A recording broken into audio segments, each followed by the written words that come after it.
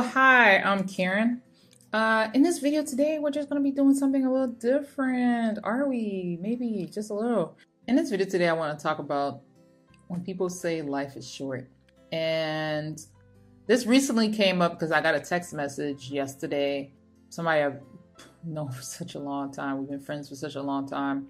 And things have taken an interesting turn. And it's not like intentional. It's just my only way of explaining it is this. And if you've been where I'm at, then you would get it.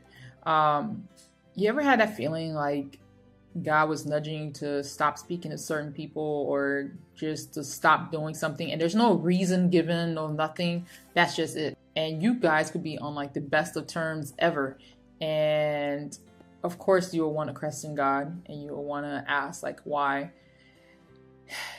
But I don't know, I'm just getting to this place where I'm realizing you just have to trust God. And that sounds like such a hard thing to do. Like such a hard thing to do.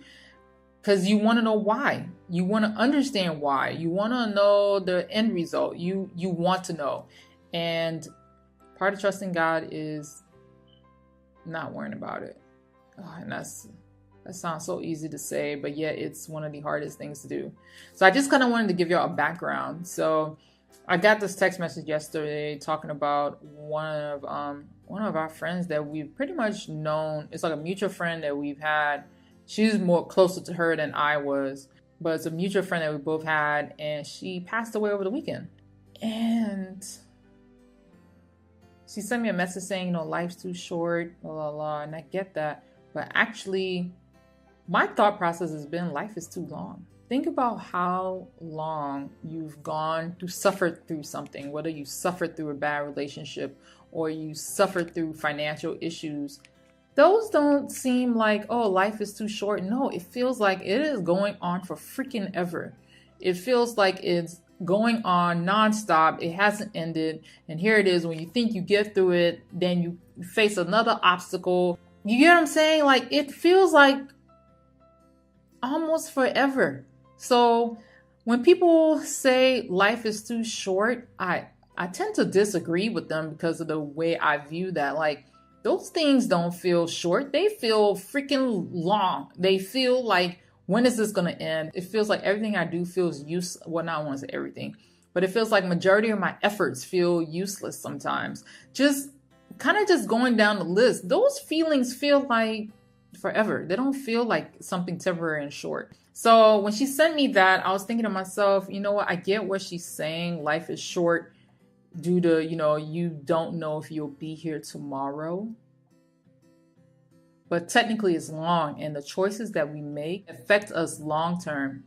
I just thought it was just interesting. Like every choice I make from this moment on, or we make from this moment on, we have to be so mindful of it. And it's one thing when you're young, you're probably not even thinking about the full consequence of it. But the older you get, the more you start realizing, yeah, like this time thing is precious.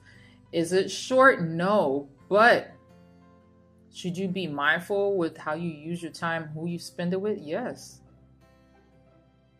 I know for some of you may feel like, life is short. And then for some of you, you may feel like, dang, it's long.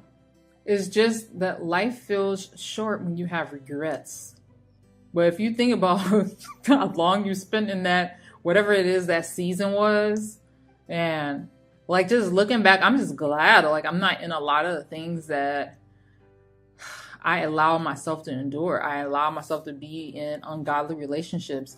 I allow myself to stay in relationships that I could see red flags popping up. And then even then, like I was in relationships where I felt like God was testing my heart and my motives and my words and what I say I was going to do and how I was going to live. I felt like he was showing me like, hey, you said this. Are you going to keep doing what you were doing before, or you're actually going to like step up to the plate? And that's why I felt like my last relationship was like. I felt like it was a test. It was really a test of character. It was a test of you saying you're going to do something and then you do another thing. It really was one hell of a freaking test. And it's not to say that person is horrible, because I feel like we're all like in our own walk. We're all in our own walk, especially the people that we're dating. Maybe sometimes you cross the paths. You can pray for them, not necessarily for you to date them. And now that I've experienced that, it's like my mindset it's a little bit more in a different place. Like, it's funny, like now I'm meeting people and I'm not even meeting them intentionally. They're just popping up. Now that I'm meeting them, it's like my thought is, okay, why has God had them cross my path? Because it's not, always, is this my husband? No.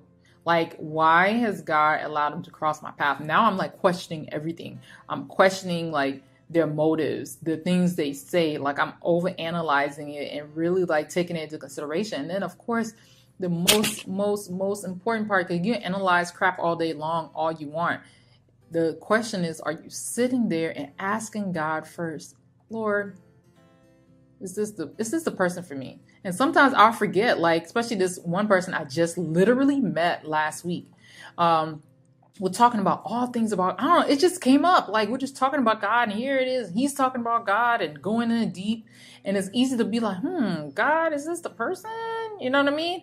Because I'm listening to them thinking in my head, dang, is this the person that God sent for me? Without really sitting there and asking God himself, hey, is this the person that you have in store for me? But I don't know. Like, at this point, it's like, I'm more so listening to people and analyzing them versus trying to jump to a conclusion and not want to be lonely anymore. And I think that's such an easy trap to fall into. Like, you get so tired of waiting that you will start to accept certain things from the person, whoever it is that shows up, Mr. Right Now, or you know what I mean?